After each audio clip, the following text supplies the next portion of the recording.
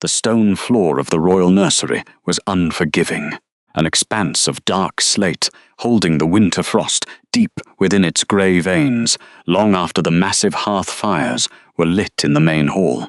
High ceilings trapped the freezing drafts that slipped beneath the thick wooden doors, ensuring the room remained a bitter cavern. Elena knelt on the freezing slate, the coarse, unbleached fabric of her apron doing little to block the bone-deep cold seeping steadily into her joints. She dragged the stiff bristle brush in wide, rhythmic arcs across the stone. The sand soap was gritty, a cheap, abrasive mixture issued exclusively to the lower-tier domestic staff. It was designed to scour away the stubborn soot, dried mud, and occasional blood tracked in by the heavy boots of the royal guards. It performed its job perfectly on the masonry, though it scoured human skin just as effectively.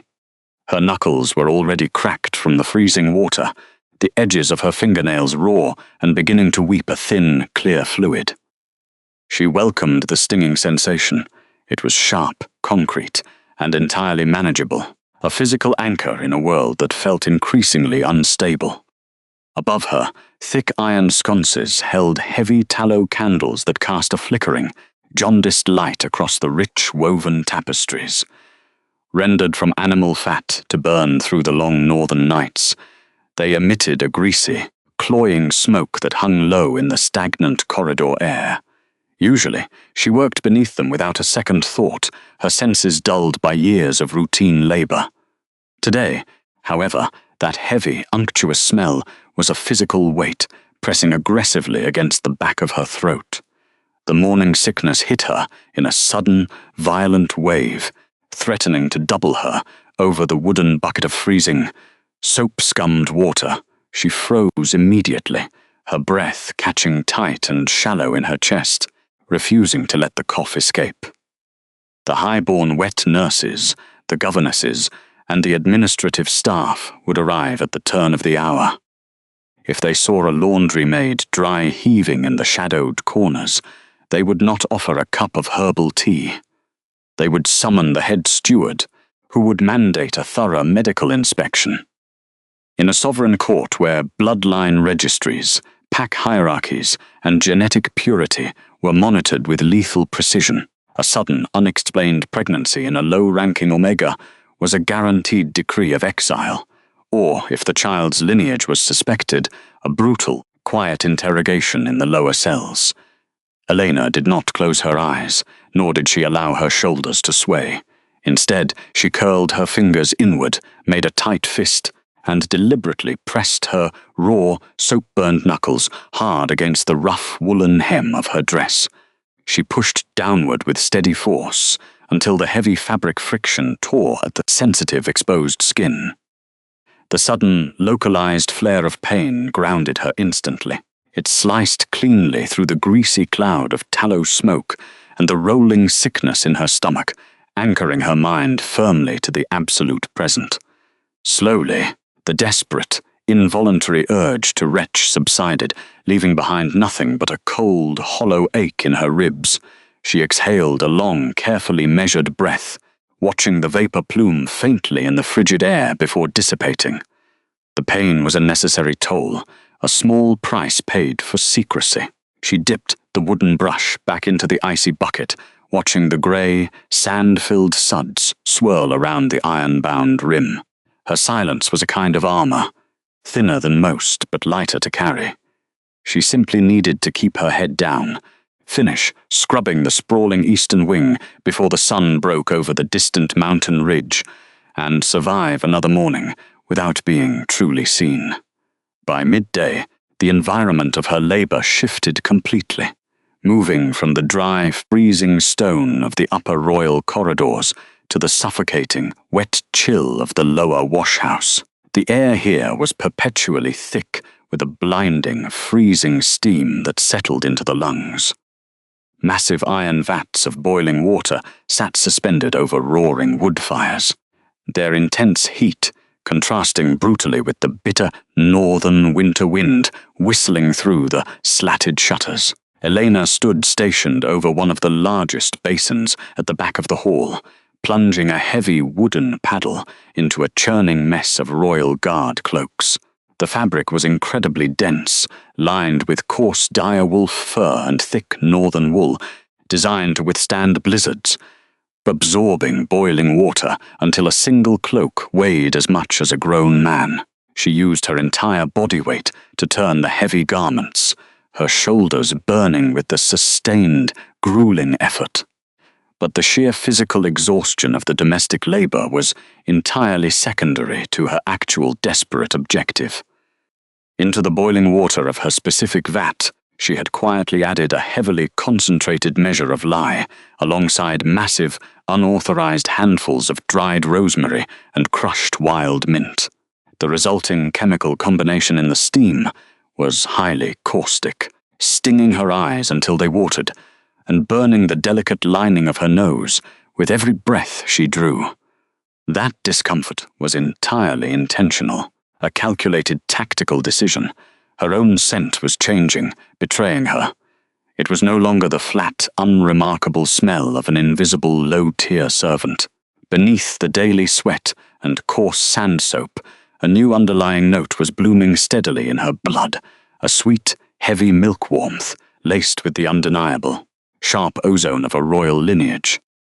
The sovereign's child was growing inside her, taking root in the darkness, and the high-pack hunters who patrolled the keep possessed senses honed over centuries to detect exactly such biological anomalies. If a passing beta guard or an ambitious elder caught even a trace of that sovereign scent clinging to a mere omega maid, the fortress gates would be sealed before nightfall, and the hunt for the anomaly would begin. She pulled the wooden paddle free with a soft grunt of effort, resting its handle against the hot iron rim of the vat. Reaching deep into the pocket of her wet linen apron, she withdrew a small, damp bundle of freshly crushed mint leaves and raw, splintered rosemary stems. She cast a brief, calculating glance around the wash-house. The other domestic workers were blinded by the thick, rolling banks of steam, shouting administrative instructions to one another over the deafening hiss of boiling water and crackling logs, completely absorbed in meeting their own grueling daily quotas. Moving with precise, unhurried efficiency, the maid reached up and unlaced the top of her collar. She took the crushed botanical mixture and rubbed it directly into the pale skin of her collarbones, tracing the line of her neck and the hollow of her throat. The coarse, woody stems scratched viciously at her flesh, and the highly concentrated essential oils burned like a sudden brand against the ambient chill of the room. She pressed harder, grinding the fragrant herbs deeply into her open pores until the skin turned a furious, mottled red. She ignored the painful rash blooming across her chest. Physical comfort was a luxury she had discarded weeks ago. Olfactory camouflage was the only shield she possessed against the precise, predatory instincts of the court. Relacing her collar, she tied the rough leather string back into a tight knot with steady, capable hands. The sharp, medicinal reek of the mint now completely overpowered the soft, dangerous sweetness threatening to unmake her. It was a brutal remedy, but it was highly effective. Elena picked up the heavy paddle once more and drove it back into the boiling, caustic water, matching the physical rhythm of the other women perfectly, remaining exactly the kind of invisible she needed to be. The servants' corridor beneath the western wing felt colder than the open courtyard, its heavy stone walls trapping the winter draft in a perpetual, freezing tunnel. Elena carried a slatted wooden basket of damp, folded linens against her hip, using the weight to ground her trembling legs.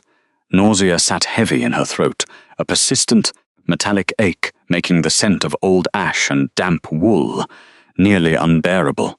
She focused on the rhythm of her leather-soled shoes against the uneven flagstones, a quiet cadence that demanded nothing but endurance. "They are firing the brass cauldrons in the lower courtyard," a low voice murmured from the shadows of the alcove. Elena paused, steadying her breathing before turning her head. Martha Finch stood near the root cellar, hands buried deep in the pockets of a flour-dusted apron. The older woman possessed a face carved by decades of relentless domestic labor, her eyes sharp and devoid of unnecessary sentiment. "The cauldrons?" Elena asked, keeping her tone carefully measured, though a sliver of ice lodged beneath her ribs. The large brass basins were rarely brought out before the spring thaw.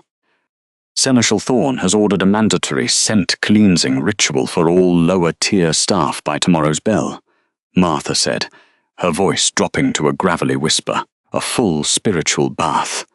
Everyone is to be submerged in white ash, bitter root, and stripped pine." Elena let that knowledge settle into her like cold water into stone. Slow, thorough, filling every crack. The harsh botanical stripping agents were designed to dissolve topical layers, the lye, the boiled rosemary, the heavy sand soap she had meticulously scrubbed into her skin. Once those masking elements burned away, a true bonded sense would bloom to the surface, undeniable and raw. The sweet milk warmth of her changing biology, the unmistakable signature of the high-pack hunters, would be exposed to the entire court within 24 hours. Martha watched the younger woman in the dim light. She did not ask about the sudden pallor of Elena's face. She did not inquire why the basket trembled against the maid's hip. Instead, Martha closed the distance between them, reaching into the deep pocket of her apron. With a swift, practiced motion, she pressed a hard-baked ration of dry bread into Elena's raw, scraped palm. It was a silent transfer of working-class solidarity. No dramatic questions, no pitying glances. Martha simply folded Elena's stiff fingers over the crust. "Eat it slow," Martha instructed, her gaze fixed deliberately on the stone wall behind Elena's shoulder. "The ash will boil tomorrow. Make sure you are steady on your feet when the time comes." Elena nodded, her throat too tight for words. She slipped the dry bread into her own pocket, the rough texture anchoring her to the present reality. The countdown had begun. Delivering the freshly pressed linens required Elena to navigate the upper gallery's peripheral corridors, a territory usually reserved for the high-pack nobility. The air here was warmer, scented with expensive beeswax candles and the faint, coppery tang of the guards' polished armor. Elena walked silently, her spine perfectly straight, utilizing the invisibility granted to those who wore the coarse grey wool of the wash-house. As she approached the intersection leading to the grand solarium, the sharp, echoing strike of leather boots against polished marble forced her to halt. The cadence belonged to Julian Thorne. With calculated precision, Elena stepped backward, slipping behind a heavy tapestry depicting the ancient northern conquests. Its thick wool backing smelled of stale dust and centuries of cold stone, smothering the faint scent of her own breath. She pressed her shoulders flat against the freezing wall, making herself as thin as the shadows. The anomaly was tracked to the lower levels. Seneschal Thorne's voice drifted through the corridor, his tone smooth, cultured, and entirely devoid of mercy. He was speaking to the High Guard commander, a trace of royal lineage, faint but undeniable. Someone in the domestic caste carries a scent they have no right to possess. "And the ritual will expose them?" the commander asked, his armor clinking softly as he shifted his weight. "The white ash strips away all deceptions," Thorne replied smoothly. "Instruct your men to monitor the reactions of the staff during the bath. Pay special attention to the women. Any hesitation, any fluctuation in their baseline scent profile, and they are to be pulled from the line and brought to the interrogation cells immediately. The king's registries must remain pure. We cannot afford a bastard contamination." Behind the heavy wool, Elena held her breath. Her lungs burned for oxygen, but she refused to let her chest expand. As she stood locked in absolute stillness, a large, dark brown spider descended on a thin thread of silk from the tapestry rod above. It landed silently on the back of her left hand, right over the angry, red lye burns covering her knuckles. Its bristled legs prickled against her skin, exploring the topography of her raw flesh. Elena did not flinch. She did not twitch a single muscle. She had spent her entire life mastering the physical discipline required to survive in a world that viewed her as disposable property. This silence was not born of panic. It was a deeply ingrained survival mechanism, a tactical restraint honed against those who held absolute power over her existence. Thorn's polished boots stopped just inches from the hem of the tapestry. Through the gap at the bottom, Elena observed the pristine black leather. He paused, inhaling slowly, as if trying to catch a stray thread of scent on the draft. The spider crawled slowly up her wrist, disappearing beneath the frayed cuff of her sleeve. Elena's pulse thrummed a heavy, slow beat in her ears. She focused entirely on the freezing temperature of the stone against her spine. "See to it," Thorn finally commanded, turning sharply on his heel. The boots marched away, echoes fading into the cavernous gallery. Only then did Elena exhale, a slow, silent release of air, her mind already shifting from endurance to calculated flight. The lower bailey smelled of wet ash and raw oats, the frozen mud crunching beneath Elena's thin leather boots. The hour before dawn offered no warmth, only a biting northern wind sweeping through the service corridors, carrying the distant metallic clatter of the blacksmith's forge. She kept her head down, her shoulders tight beneath her woolen shawl, walking with the precise, measured steps of a servant who had nowhere important to be. Robert Miller operated out of a draughty, slanted shed wedged beside the primary granary and the outer stable wall. He was a man of pragmatic calculations, who weighed loyalty in ounces of silver and measured trust by the thickness of a coin purse. Elena found him checking the iron latches on a line of supply wagons bound for the western agrarian valleys. He did not look up when she approached, simply balancing a wooden clipboard on his forearm. "The western caravan leaves before midday," Elena said, her voice flat. "I need a place on it." Robert dragged charcoal across a parchment inventory. "The wagons are full. Crown grain, heavy lumber, no room for passengers." "There is always room for cargo that does not eat," she replied. He finally looked at her.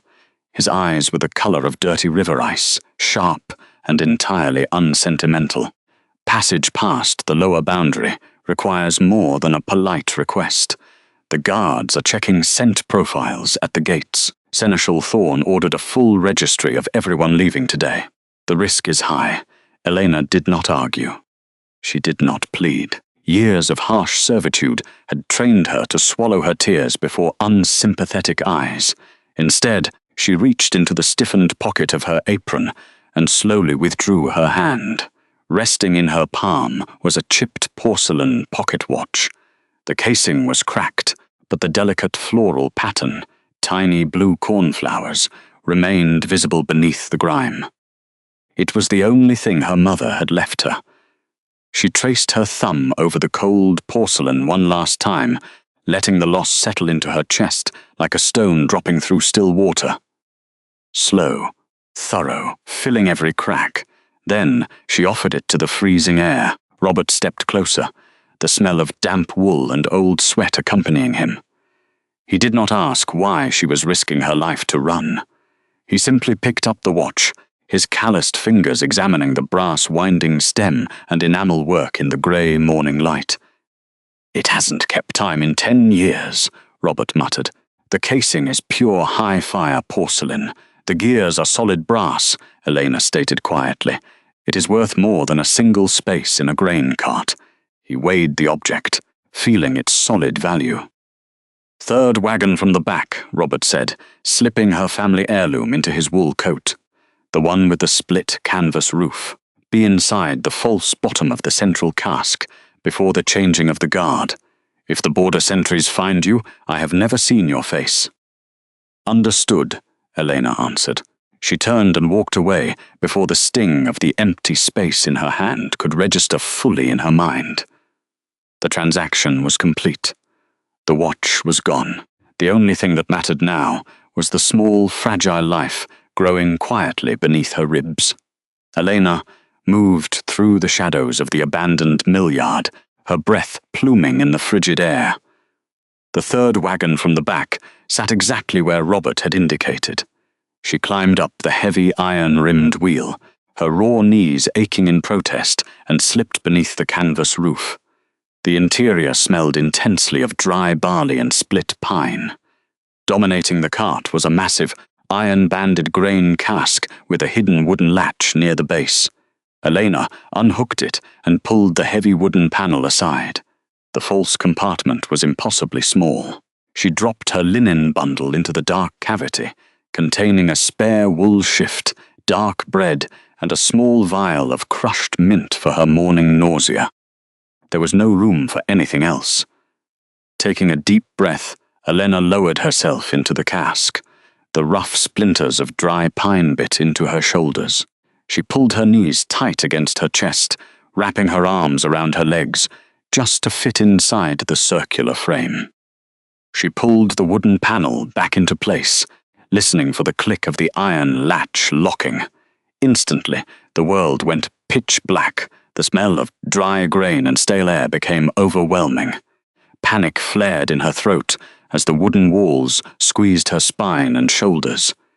She felt the particular kind of pain that comes not from surprise, but from confirmation, the terrifying reality of erasing oneself completely.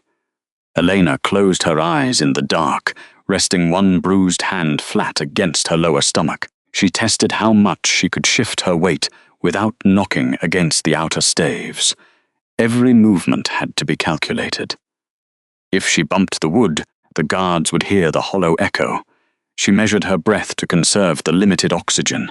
Inhale, hold, exhale. The scent of barley dust threatened a cough, and she bit down hard on the inside of her cheek until she tasted the faint copper tang of blood.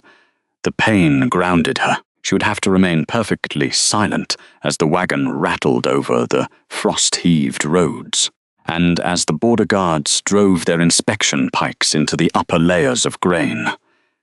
She pressed her cheek against the cold pine.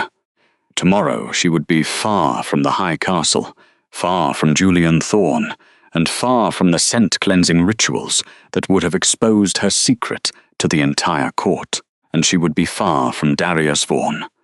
The thought lodged itself between her ribs like a sliver of cold glass. She forced it down, burying it under the physical necessity of survival.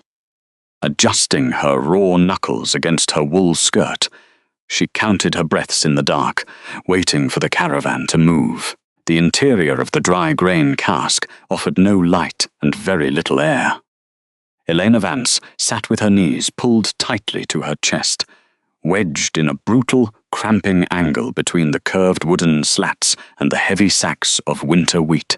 The temperature inside dropped steadily as the midwinter dawn broke over the high castle of Drevth. Frost seeped through the thick oak planks, turning the trapped air brittle. Every jolt of the iron-banded wheels over the ancient cobblestones translated directly into her spine, a relentless jarring that tested her physical endurance with every passing yard. She pressed the rough canvas of her apron firmly over her nose and mouth. The air inside the cask was thick with suffocating grain dust, a dry haze that coated the back of her throat and threatened to trigger a coughing fit she could ill afford. The smell of raw wheat and damp wood was overpowering, warring violently with the morning nausea that had plagued her for weeks. She breathed in shallow, measured intervals through the heavy linen fabric. Her knuckles, still cracked and raw from hours of scrubbing the nursery floors with sand soap, ached fiercely as she gripped the coarse fabric. Absolute stillness was her chosen shield, invisible to the eye, yet vital for her survival. Elena wore it now like a second skin. She did not allow the freezing temperatures to unravel her nerve. The child growing quiet beneath her ribs demanded much more than fear. It demanded cold, practical calculation. She kept her focus entirely on the physical mechanics of her survival. The careful rhythm of her breathing and the steady bracing of her legs against the shifting grain sacks to protect her stomach. if she could endure this agonizing enclosure until the caravan cleared the outer moat, the royal bonded scent carrying in her blood would finally fade into the earth, untraceable by Julian Thorne's inquisitors. Yet, just as the cobblestones gave way to the packed frozen dirt of the outer perimeter, the steady rhythm of the caravan fractured. The lead wagon did not merely slow down for a gate inspection. It shuddered to a violent, jarring halt that sent a cascade of loose grain spilling over Elena's thin leather boots. The horses whinnied sharply, a sound of sudden, confused restraint rather than exhaustion. The iron wheels ground against the frost with a terrible, screaming friction, and then the entire procession went unnervingly still. The frost-cracked gargoyle archway marked the absolute boundary of the lower castle, a towering structure of black stone, where the northern winds howled through the narrow passes. Beneath its imposing shadow, Robert Miller pulled desperately on the thick leather reins of his lead-draft horse, his breath misting rapidly. He had expected the usual freezing sentries at the gate, perhaps a quick demand for silver to expedite the inspection of his heavy grain manifests. He had not expected the road to be entirely blocked. Darius Vaughan occupied the center of the frozen thoroughfare without a cloak, his dark attire standing out starkly against the pale grey winter morning. The Alpha King did not raise his voice to command a halt. He did not draw a weapon, nor did he signal the elite guards standing in absolute silence behind him. He simply stepped forward and placed a single, unarmored hand on the heavy iron bit of the led horse's bridle. The massive beast, trained to pull tons of raw wheat through blinding snowstorms, froze instantly. Its broad chest heaved, hot breath pluming wildly from its nostrils, but it did not dare take another step forward. Darius's grip was light, almost conversational, yet the sheer atmospheric pressure of his presence brought the entire line of heavy wagons to a dead, suffocating halt. The ambient temperature in the archway seemed to plummet further under his sovereign weight. Robert swallowed hard, the brass buckles of his heavy winter coat suddenly feeling like a noose tightening around his neck. The chipped porcelain pocket watch and the silver coins he had taken in exchange for looking the other way felt impossibly heavy in his pocket. He scrambled down from the driver's bench, his boots hitting the frozen mud with a clumsy thud, and immediately dropped his gaze to the king's boots. The sovereign's pale, intense eyes were fixed entirely on the second wagon.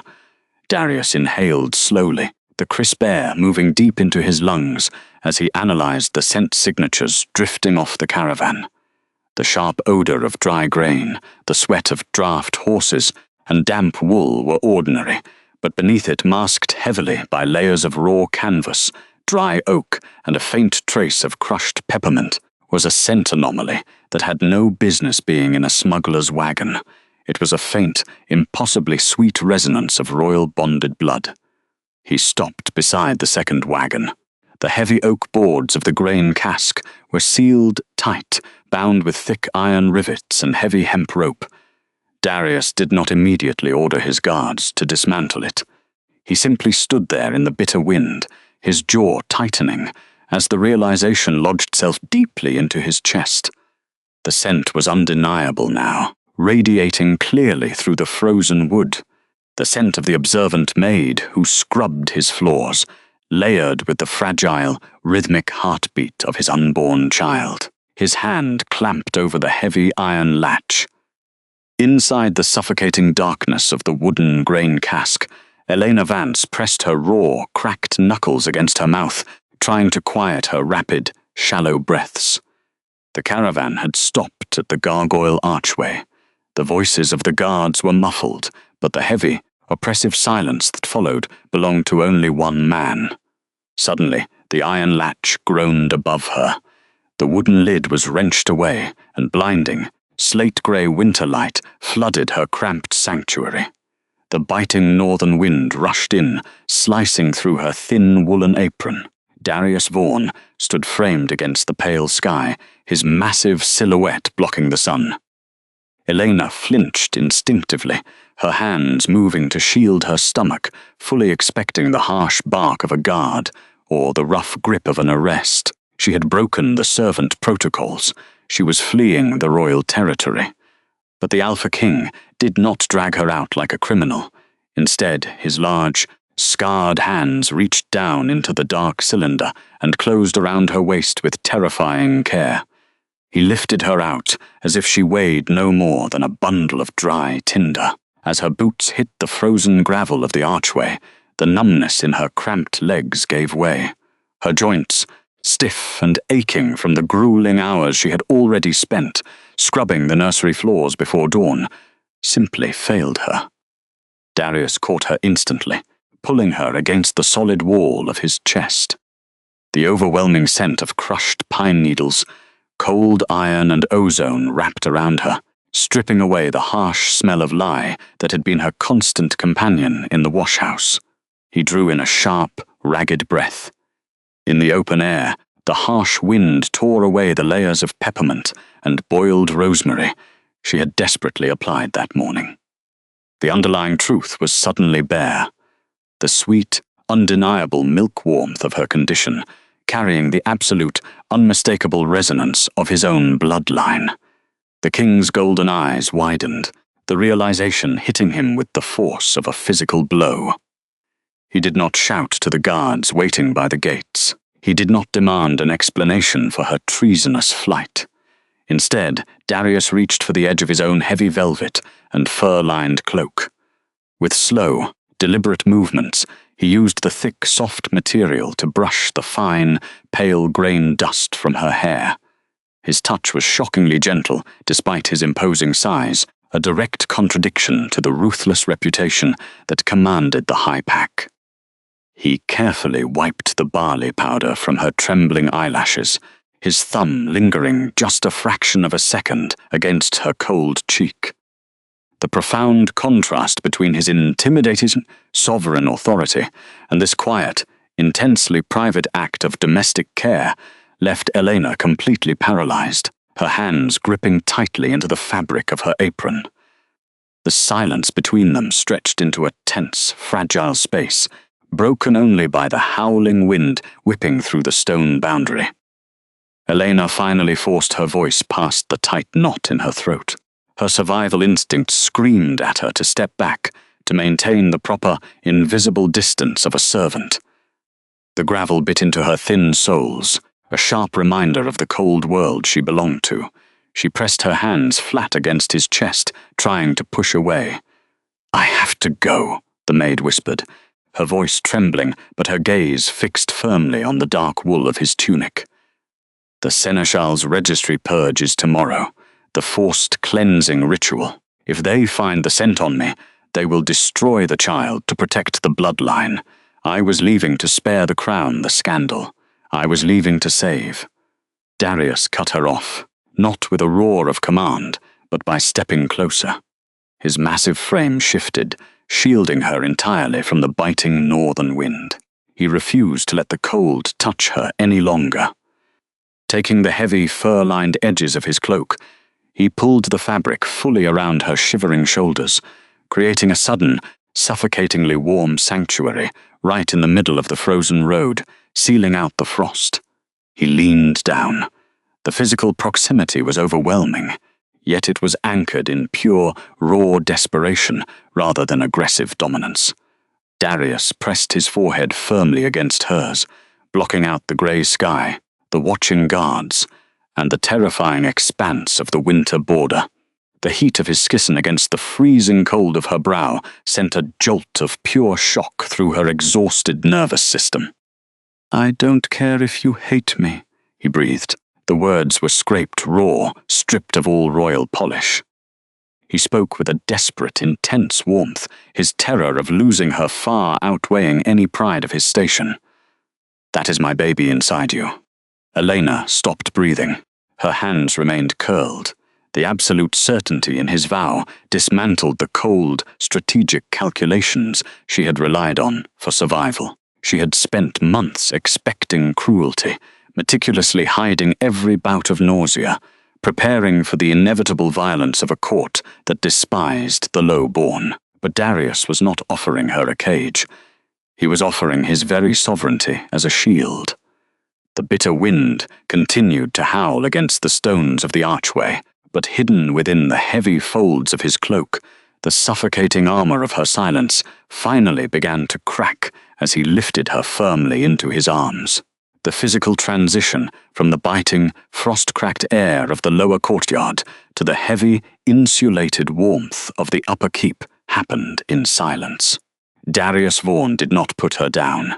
He carried Elena Vance past the startled guards at the gatehouse, past the towering iron portcullises, and up the wide, spiraling stone stairs reserved exclusively for the sovereign and his highest ministers.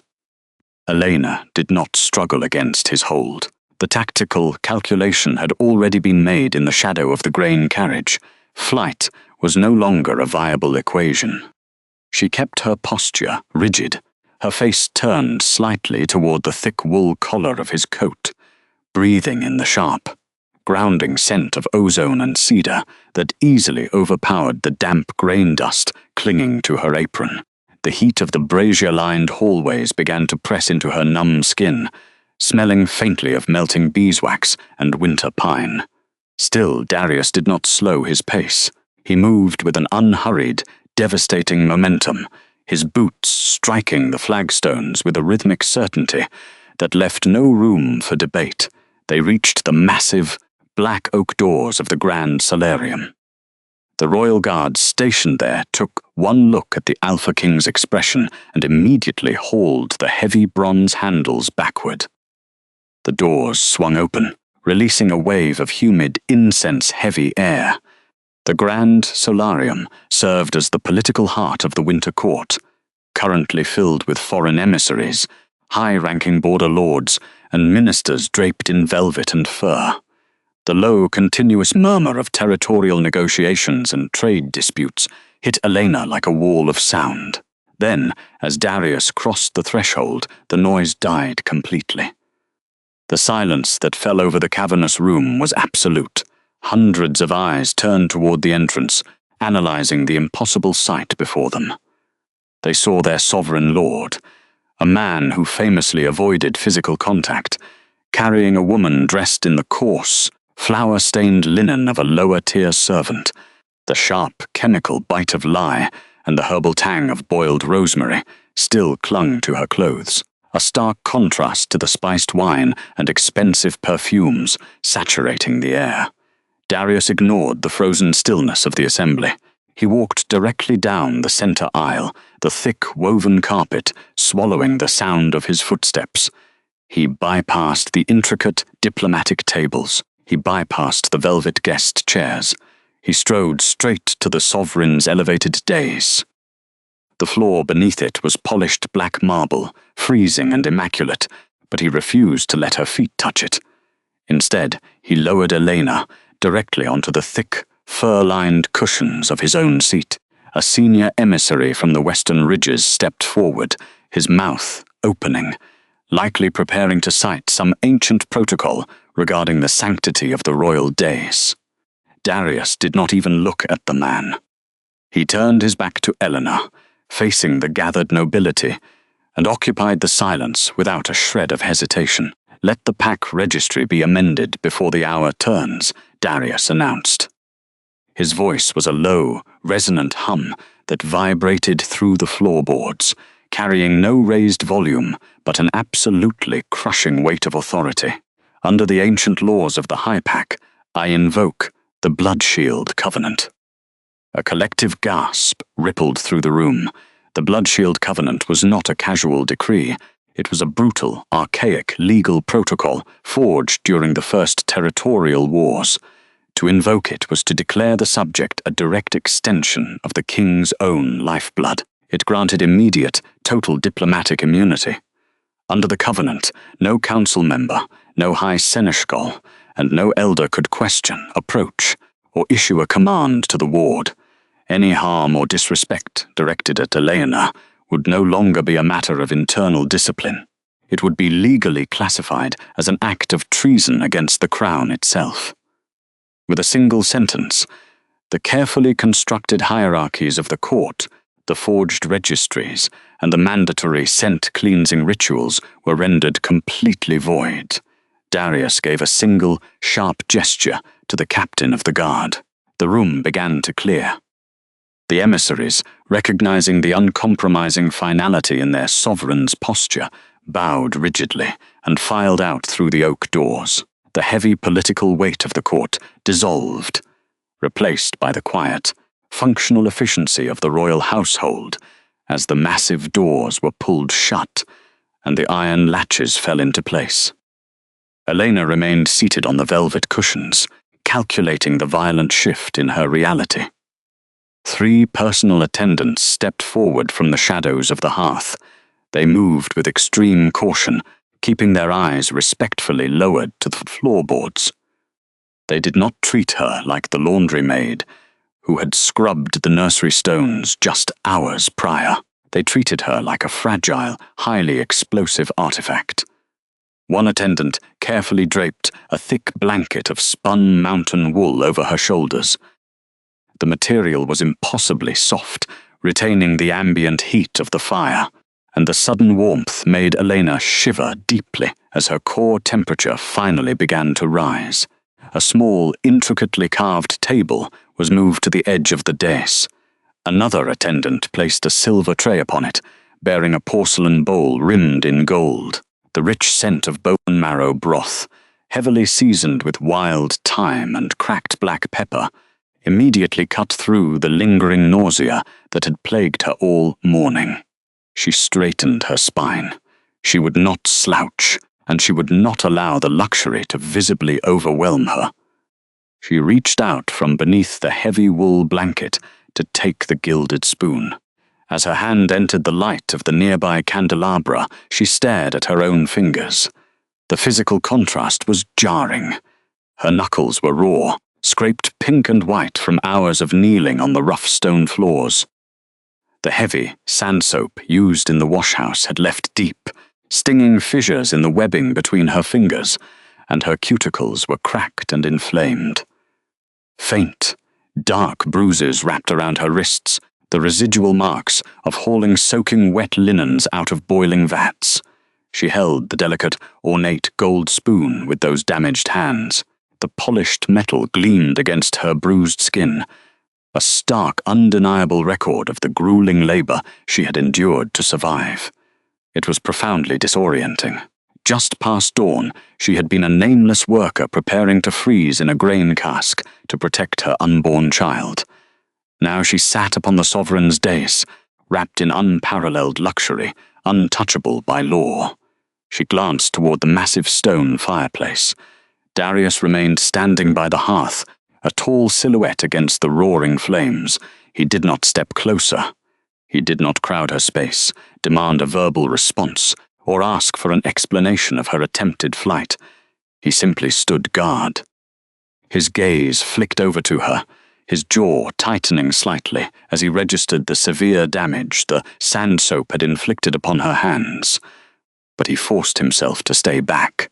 He offered her the one thing she needed most in that moment: the absolute sovereignty of her own physical space, wrapped in the undeniable safety of his presence.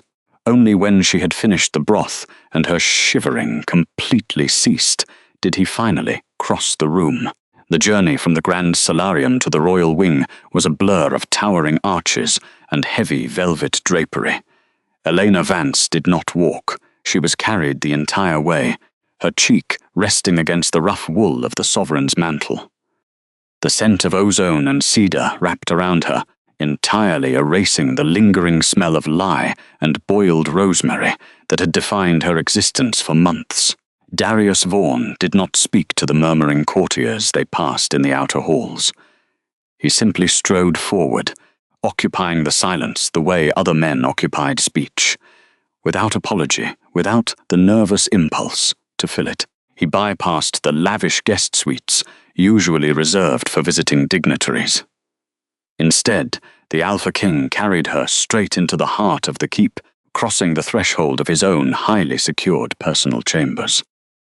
The thick wooden panels sealed shut behind them, cutting off the noise of the castle with the absolute finality of a falling blade. Darius lowered her gently onto a wide, fur-lined settee near the hearth. The fire had been stoked high, casting long dancing shadows against the stone walls. Elena kept her hands folded over her lap, her raw, soap-scoured knuckles starkly visible against the dark fur of the settee. She watched him move. Outside the door, the heavy footfalls of his elite guard settled into position. Through the thick wood, the king's voice carried low and precise. He issued a single command. No court ministers were to cross that threshold. Not the high priest, not the scribes, and absolutely not Julian Thorne. But giving the order was not enough. Elena watched as the sovereign of the northern Pax turned away from her and walked back to the entrance. He did not summon a servant. He did not order his captain to double-check the perimeter. Instead, Darius gripped the heavy iron latch of the main door and pulled it downward himself, testing the weight of the metal against the socket. He leaned his shoulder into the oak, verifying the resistance. From the door, he moved to the towering windows facing the western courtyard. The wind howled against the glass, carrying the bitter bite of the midwinter frost. He ran his bare hands along the edges of the window frame, pressing his fingers into the sealant to check for drafts. He inspected the iron clasps one by one, clicking them firmly into place. The ruler of the territory was performing the menial labor of a night watchman. It was a staggering display of priority. He was not securing a kingdom. He was securing a perimeter around a single maid and the child she carried. She felt the particular kind of tension that comes not from fear, but from the sudden overwhelming realization of safety. The castle outside could scheme and plot, but inside this room the air was warm and the locks held firm. The royal healer arrived less than 10 minutes later, escorted personally by the captain of the guard. The old man brought with him the scent of dried comfrey, crushed mint, and the sharp tang of medicinal alcohol. He approached the settee with careful, measured steps, keeping his gaze respectfully lowered. Elena stiffened instinctively. For months she had hidden her condition, binding her waist beneath stiff linen aprons, chewing raw ginger in the dark to suppress the violent morning sickness, and avoiding the infirmary at all costs. Now, the highest medical authority in the pack was opening his leather satchel right in front of her. Darius did not leave the room. He retreated to the edge of the hearth, standing perfectly still with his arms crossed over his chest. He did not hover, and he did not issue threats to the medical staff. He simply anchored himself to the stone floor, offering a silent wall of presence while the examination began. The healer worked efficiently. He checked her pulse, pressing 2 ink-stained fingers against the inside of her wrist.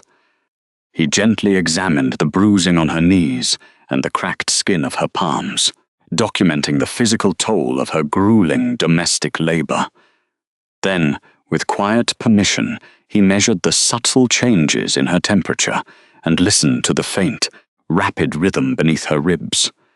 The former laundry-maid held her breath, her eyes flicking toward the tall figure standing by the fire. The silence stretched, thick and heavy. Finally, the healer stepped back, wiping his hands with a clean linen cloth. He bowed his head toward the hearth. The diagnosis was delivered in a calm, clinical tone. The mother was exhausted, dangerously underweight from rationing her own food and suffering the effects of prolonged exposure to cold stone. However, the pregnancy itself was deeply anchored. The child was stable, protected by the woman's sheer endurance. With proper warmth, high-fat broths, and total cessation of physical labor, they would both thrive. Elena watched the faint tremor in his fingers before he curled them into loose fists. He had not seized her out of possessiveness. He had intercepted that carriage out of raw, desperate fear. The realization settled into her like cold water into stone, slow, thorough, filling every crack. The man who stood before her was not a king demanding an heir. He was a father who had just been told his family was safe.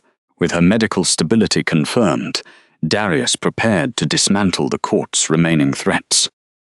Later that evening, Elena sat in the shadowed alcove of the upper gallery, a thick woolen shawl pulled securely around her shoulders. From her elevated vantage point behind the wrought iron lattice, she could observe the entirety of the Grand Council Hall below. She kept her hands resting lightly over her stomach, remaining perfectly still as she watched the powerful men who had once walked past her without passant, a single glance, suffocate under the crushing pressure of the king's silence. The long granite table dominated the ancient room, flanked by heavy iron braziers that cast a flickering amber glow. At the far end stood Julian Thorne. The seneschal had spent the last hour pacing, citing the edicts of frost and ancient peerage codes. He argued with desperate precision that a domestic worker could not legally hold the status of a sovereign ward without formal council ratification. He spoke of historical precedent and the dangerous instability that would follow if the crown simply bypassed the established nobility. Darius Vaughan did not interrupt him. He sat at the head of the table, his broad shoulders relaxed against the high-backed iron chair. The king occupied silence the way other men occupied speech, without apology and without the nervous impulse to fill the void. He simply let the seneschal talk until the man's arguments began to loop, his arrogant cedar scent turning sour with panic. When Thorne finally fell silent, the resulting quiet stretched into something physically oppressive, thick with cold apprehension. Darius did not raise his voice. He did not shatter the stone table with his fists, as the volatile leaders of the old territories might have done. Instead, he lifted his right hand and let his elongated claws rest lightly against the polished granite surface. Tap, tap, tap. The sound was sharp, rhythmic, and perfectly measured. It took the council only a few agonizing seconds to realize what he was doing. The rhythm of the king's claws was exactly matching the rapid, terrified heartbeat hammering inside the seneschal's chest. The physiological dominance was terrifying in its absolute restraint. The methodical clicking of keratin against stone echoed through the high arches, forcing Julian Thorne to swallow hard. Sweat beaded along his temples despite the freezing temperature of the hall. Darius let the tapping continue until the minister's breathing grew shallow, trapped by the acoustic mirror of his own fear. Only then did the king speak, his voice a low vibration that settled deeply into the marrow of every wolf present. He informed the seneschal that the Blood Shield Covenant was not a petition for the council to review. It was a finalized, undeniable decree. Elena Vance was no longer a subject of the domestic hierarchy, and questioning her legal immunity would be interpreted as an act of treason. The cold, calculated delivery left no room for political maneuvering. Thorne opened his mouth to cite one last precedent, but Darius tapped his claw one final time. The minister's voice died instantly in his throat. With the seneschal effectively neutralized, Darius shifted his attention to the right side of the table. The royal cartographer and the high priest had remained utterly motionless, their ink-stained fingers resting beside their parchment scrolls. Darius did not offer them a transition.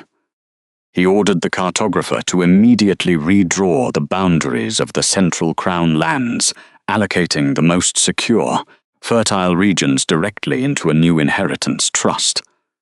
The high priest shifted uncomfortably, his heavy silver chains clinking against his robes.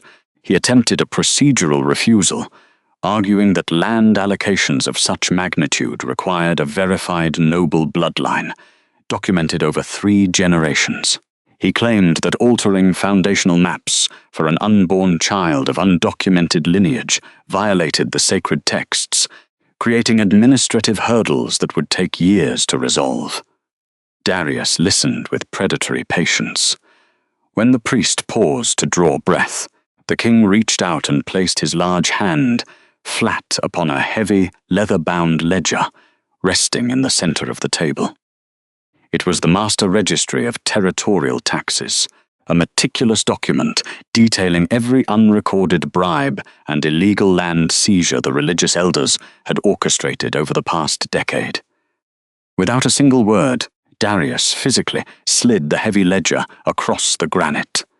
The thick book scraped against the stone, a harsh, abrasive sound that cut through the tension, coming to a halt precisely 2 inches from the high priest's trembling hands. The administrative execution was absolute. Up in the shadowed gallery, Elena let out a long, quiet breath, her fingers tightening against her shawl. She watched the cartographer drag his brass compass across the vellum, realizing the profound magnitude of what had just occurred. Darius was not just offering her temporary shelter. He was using the very administrative machinery that had once sought to discard her, to permanently cement her child's absolute right of succession into the geography of the realm.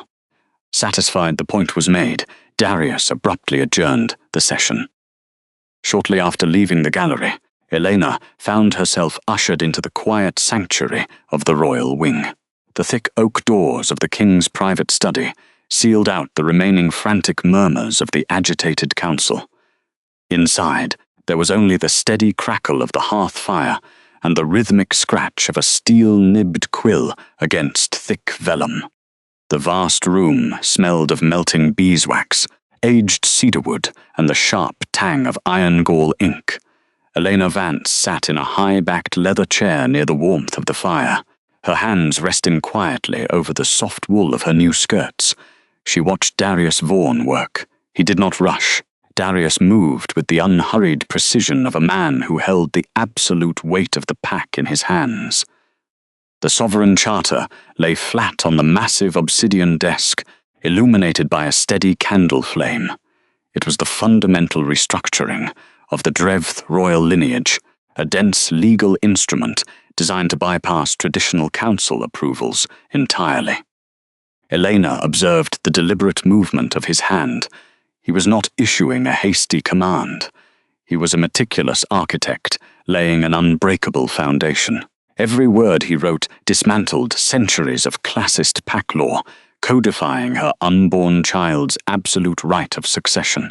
He was cementing her status not as a hidden mistress, but as the honored mother of the royal heir. The scratch of the quill stopped. The silence in the room deepened. Darius set the pen upon its brass rest. He leaned forward and blew gently over the fresh, glistening ink. The breath was slow, ensuring the heavy black lettering settled permanently into the porous fibers of the vellum. He watched the surface for a long moment, verifying the liquid had bonded with the page. Then, with unhurried care, he rotated the document across the smooth stone of the desk, turning it so that it faced Elena perfectly. She leaned forward, her raw, healing knuckles, still scarred from the harsh sand soap of the washhouse, gripped the polished armrests. The legal script was sharp and precise. There, beneath the heavy preamble declaring the absolute authority of the crown, was her own name. Not a placeholder, not a servant's designation to be erased when convenient. Elena Vance, sovereign ward and honored mother of the royal line. She stared at the dark letters. They always said an Omega should know her place. Her place had been the freezing stone of the washhouse, scrubbing lye into linens until her hands bled. But this was permanence. This was an ironclad wall built around her and the life growing inside her. "It is sealed," Darius said. His voice was a low, physical vibration in the quiet chamber. He merely presented the concrete, undeniable evidence of her safety. "No minister, no seneschal, and no elder can contest this without committing treason. Your child belongs to the crown, and you belong to no one but yourself."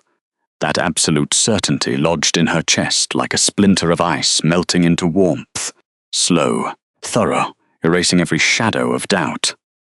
Elena did not weep. She had spent enough of her life learning not to cry in front of people who would not understand why.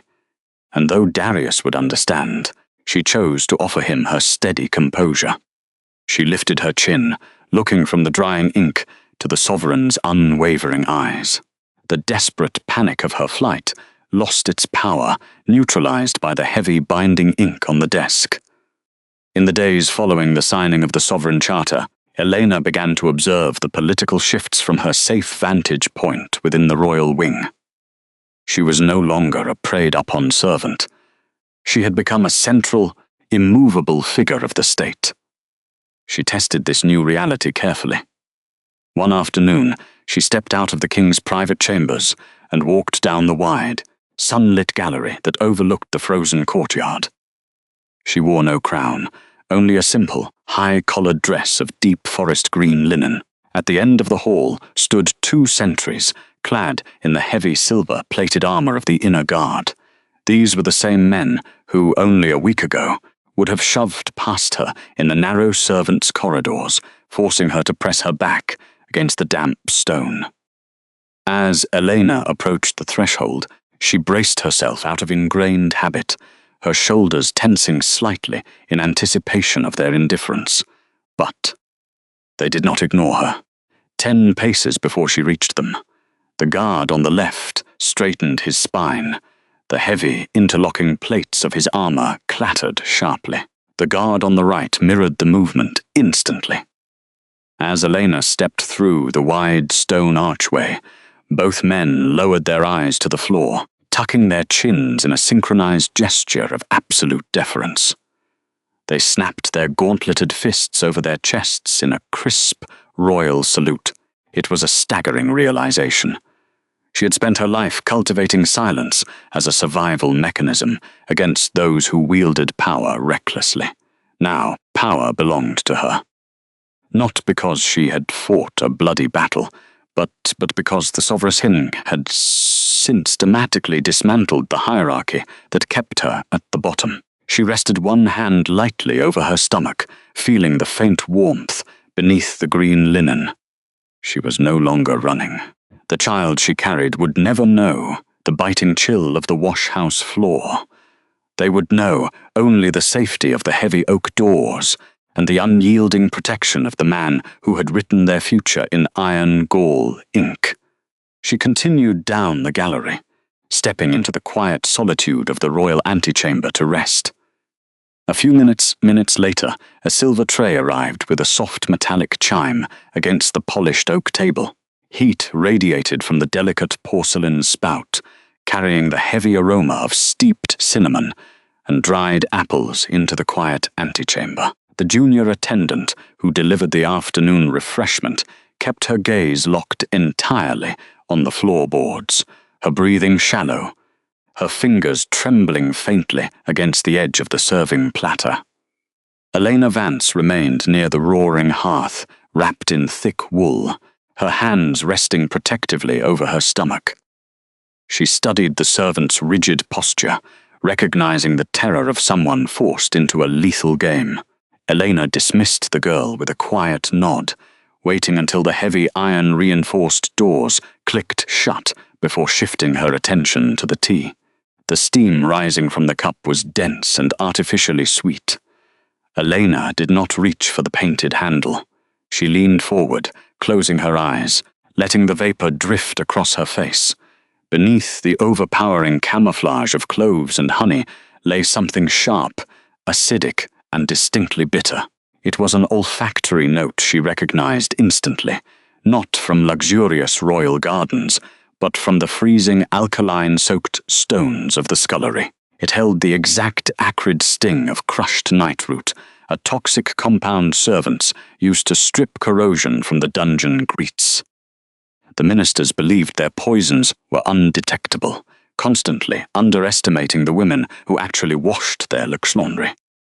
Panic was a luxury Elena could not afford. She did not scream for the sovereign's guards, nor did she throw the poisoned vessel against the hearth. Her survival had never relied on external rescue. It relied on meticulous, quiet observation. She reached into the folds of her dress and retrieved a square of pristine, tightly woven white linen. Years of scrubbing raw lye into fabric had taught her the exact chemical threshold of natural fibers. She understood the precise difference between a harmless botanical stain and a corrosive organic burn. Her hands were remarkably steady as she lifted the porcelain pot. She tilted the spout just enough to let 3 dark amber drops fall onto the center of the cloth. Setting the pot back onto the silver tray, she leaned back and watched the reaction. The silence in the chamber was total, swallowing the faint, malignant hiss of the liquid meeting the cloth. The pure white threads darkened violently, dissolving into a sickly, bruised purple hue that ate through the linen and smelled of scorched hair. It was a massive dose, calculated to induce a sudden hemorrhaging that the corrupt court physicians would quickly label a natural failure of the pregnancy. Her pulse remained slow and cold. She did not feel terror. She felt a grim, tactical clarity. She carefully folded the ruined napkin, trapping the burned purple stain within the clean white borders, and set it beside the teacup. She would not need to raise her voice or make wild accusations in the grand hall. She only needed to hand this piece of fabric to the man who ruled the North. The reckoning occurred less than an hour later, beneath the soaring vaulted ceilings of the primary council hall. Elena stood concealed in the shadowed gallery above, her hand resting against the cold stone balustrade, watching the architecture of arrogance dismantle itself. Down on the polished marble floor, Julian Thorne stood at the center of the witness circle. The high seneschal clung to a stack of ancient leather-bound ledgers, his voice echoing with performative outrage as he cited centuries of peerage law to justify his authority. Darius Vaughan sat upon the raised dais, occupying the massive wooden throne with terrifying stillness. He did not interrupt the minister's frantic monologue. He let the silence stretch, allowing the seneschal's words to ring hollow against the stone pillars. When the man finally ran out of breath, the Alpha King extended a single hand, his palm open. "Bring me the registries," Darius commanded, his voice a low, resonant vibration that required no volume to demand absolute obedience.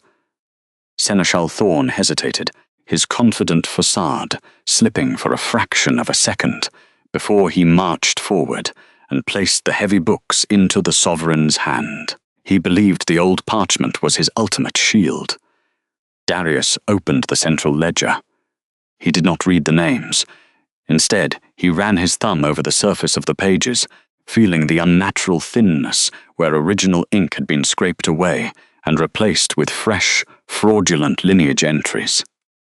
The sovereign's gaze lifted, locking onto the minister with a quiet, devastating coldness. He did not summon the guards to drag the traitor away. He did not shout a royal decree of execution. Instead, the tips of his fingers elongated. Dark, obsidian-sharp claws slid out from his nail beds, catching the winter light filtering through the high windows. With a slow, deliberate motion, Darius drove his claws directly into the center of the forged registry. The sound of tearing vellum ripped through the absolute silence of the court. It was a vicious, methodical sound. He dragged his claws downward, shredding the thick parchment, destroying the fake historical foundations that the minister had used to terrorize the lower classes for decades. He tore the next page, and then the next, turning the sacred legal documents into worthless ribbons. When the book was nothing more than a ruined spine, Darius held the shredded remains over the edge of the dais. He opened his hand.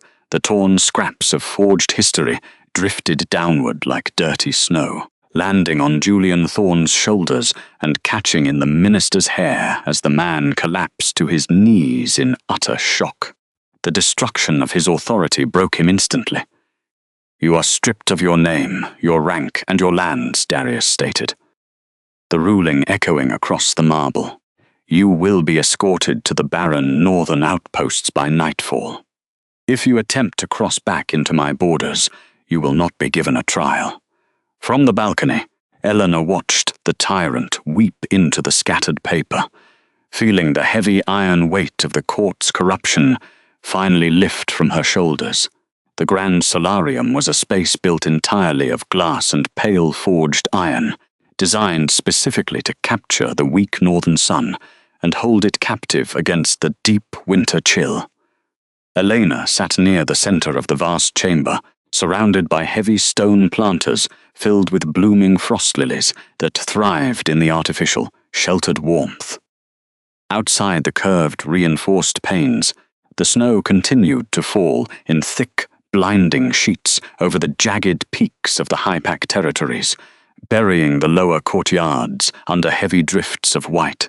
From this elevated vantage point, the lower castle boundary, the very perimeter she had desperately tried to cross, was completely invisible, swallowed by the relentless weather. The freezing washhouse, the boiling vats of caustic lye, the raw wind that cut through the stone archways, and the suffocating fear of the impending scent-cleansing ritual. All of it felt remarkably distant.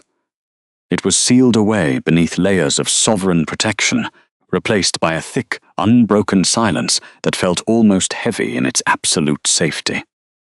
She watched a single snowflake land against the thick glass, melting instantly into a streak of clear water against the heated surface.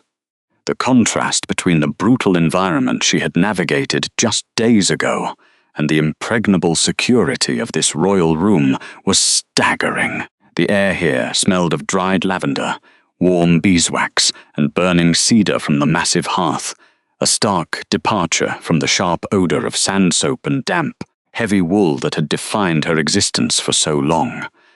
She breathed in slowly, feeling the deep, steady rhythm of her own pulse, letting her hand rest gently against the subtle curve of her stomach.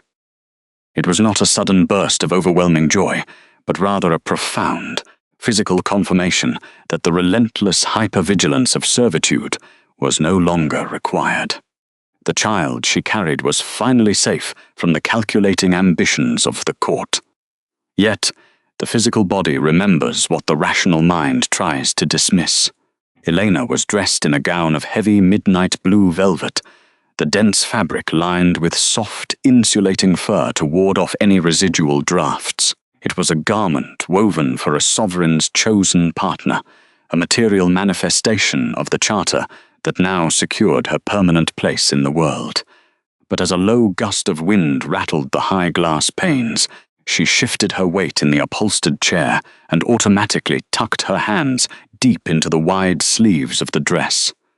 It was a deeply ingrained reflex. For years, she had hidden her cracked knuckles, split cuticles, and lie-burned palms from the critical eyes of the senior staff, curling her fingers inward to preserve meager warmth and conceal the evidence of her grueling labor. The velvet was thick and luxurious against her skin, but the defensive posture remained exactly the same. She traced the rough edges of her own calluses with her thumb, letting the tactile memory ground her in reality. The court could drape her in expensive silks and declare her legally untouchable by ancient decree, but she would never forget the biting cold of the stone floors. That memory was her armor, a quiet, enduring reminder of the practical strength that had kept her and her child alive long enough to reach this sanctuary. The heavy oak doors of the solarium opened with a low, weighted groan, admitting a brief rush of cooler air from the stone corridor before clicking firmly and securely shut. Darius stepped into the room. He did not bring the chaotic, nervous energy of the political court with him. His presence, as always, carried a measured, atmospheric pressure that immediately settled the vast, open space.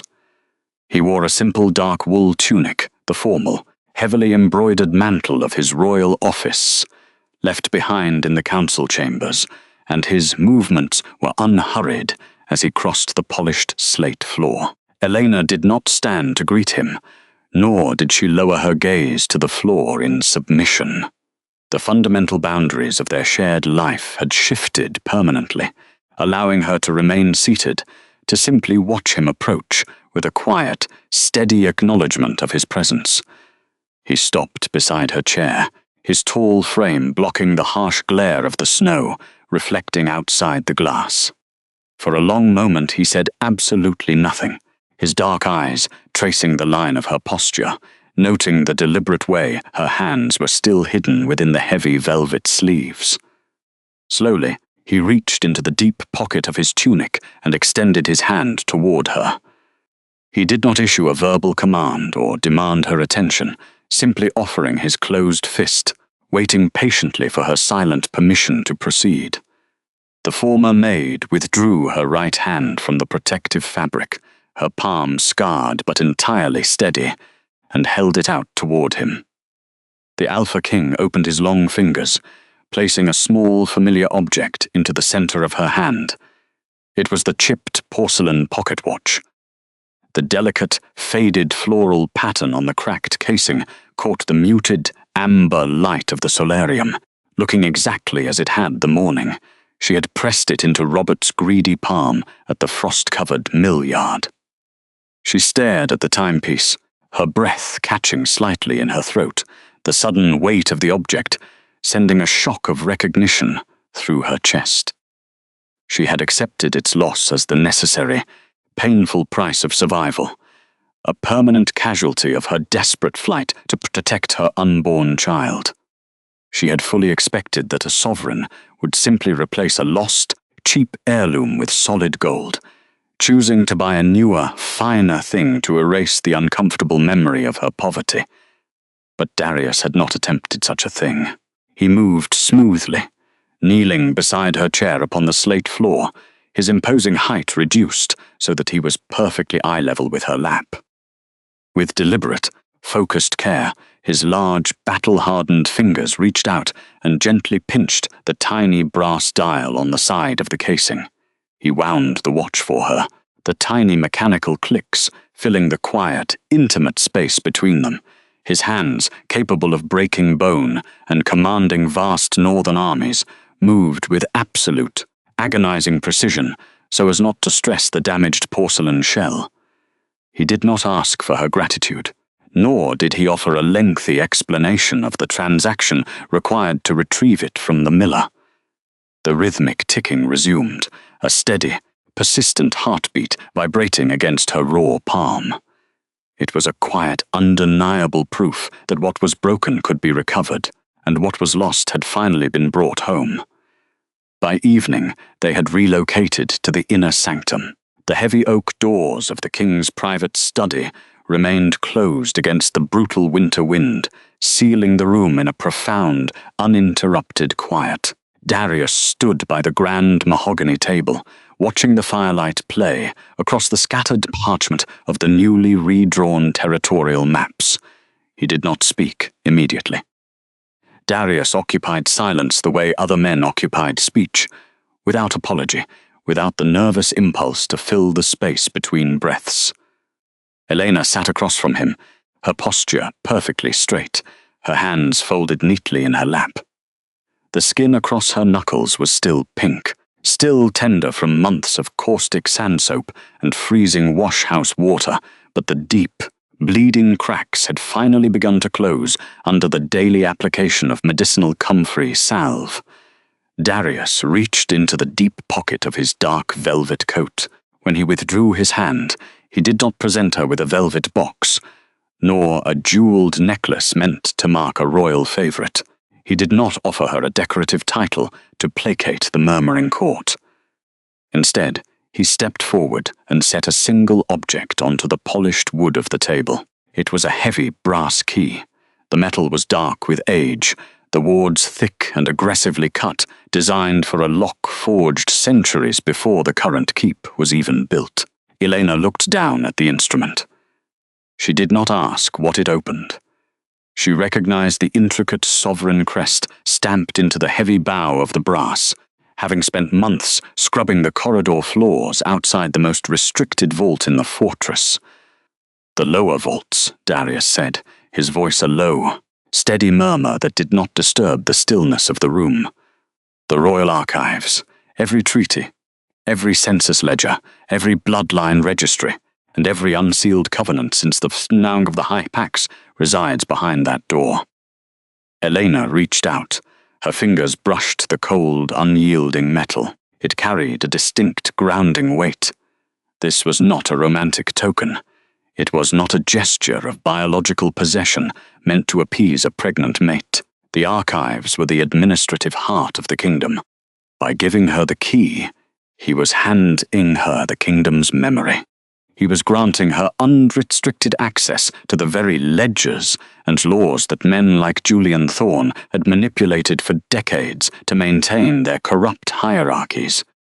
"I am not a scholar," Elena noted quietly, her voice remaining perfectly level as she traced the cold grooves of the brass. "I am a former maid who barely knows the geography of the Southern Territories." "You are meticulous," Darius corrected smoothly. "You notice the things other people are too arrogant to see. You saw the discrepancy in the court's scent mandates. You calculated the exact hour the grain caravans shifted their routes.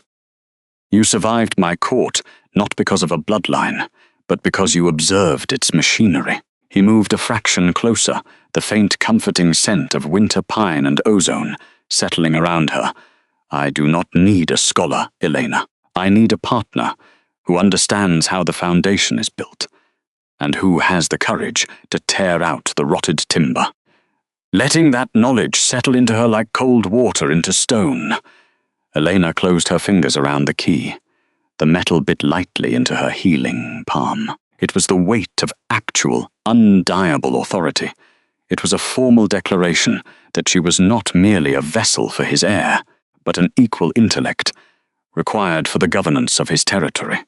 She slipped the heavy brass into the deep pocket of her fine wool dress. It sat there, a silent anchor against her thigh. No one in the court could ever forge a document against her or her child again.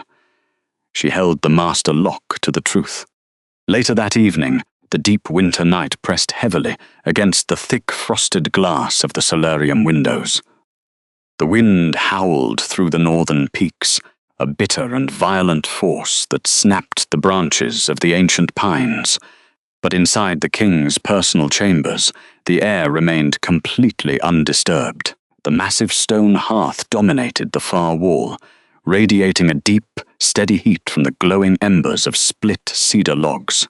Elena sat in a high-backed armchair, positioned deliberately close to the fire.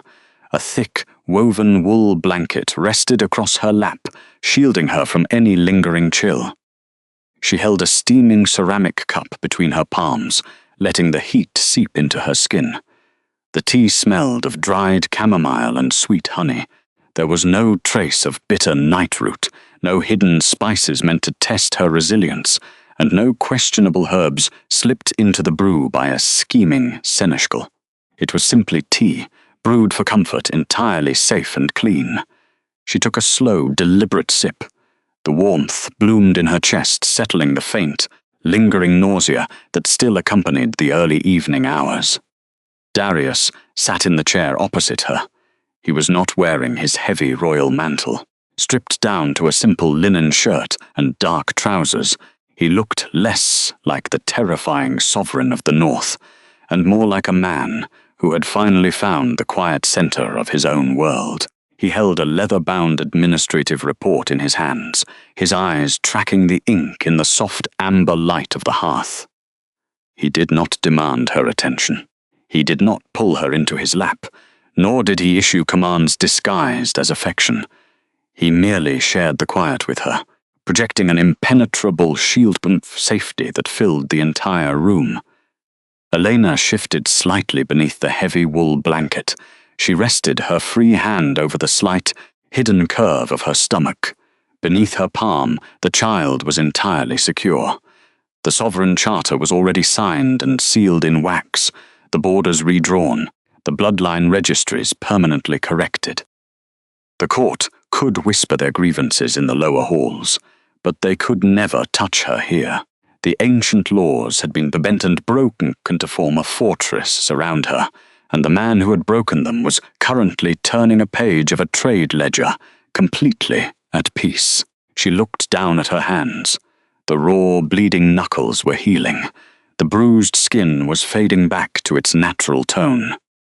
She remembered the freezing stone of the wash-house, the caustic bite of lye in the freezing water, and the terrifying, silent calculation of how many coins it would take to bribe a carriage driver to smuggle a pregnant maid out of a hostile keep.